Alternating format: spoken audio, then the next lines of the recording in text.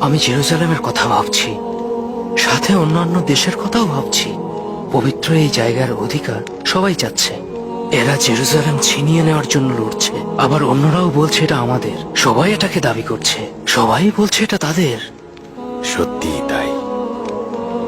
মানুষের চাওয়ার কোনো শেষ নেই, কিন্তু আল্লাহ শুধু তার বিশ্বস্ত বান্দাদেরই এই জায়গা দেবেন। এটা আল্লাহরই অঙ্গীকার। দুঃখ পেও না, শুধু ঈমান ধরে রেখো। জোর করেও কেউ এই জায়গার মালিক হতে পারবে না। যদি কেউ লড়াই করে সেই জায়গা দখলও করে, তাহলে সে শুধুমাত্র দখলদার হতে পারবে, আর কিছু না। যারা এরকম কঠিন সময়েও নিজেদের রিপুকে দমন করতে পারে, জয় তাদেরই হয়।